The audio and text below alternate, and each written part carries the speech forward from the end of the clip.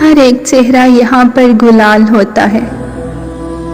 हमारे शहर में पत्थर भी लाल होता है। मैं शोहरतों की बुलंदी पे जा नहीं सकता। जहाँ अरूज पर पहुंचूं, ज़वाल होता है। मैं अपने बच्चों को कुछ भी तो दे नहीं पाया। कभी कभी मुझे खुद भी मलाल होता है।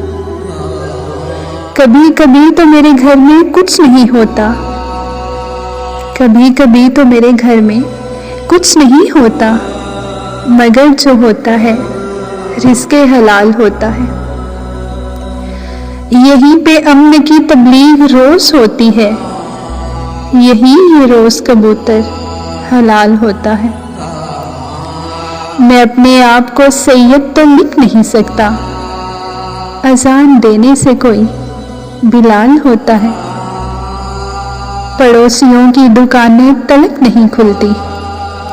किसी का गांव में जब इंतकाल होता है। मैं अपने आप को सैयद तो लिख नहीं सकता। अजान देने से कोई बिलाल होता है।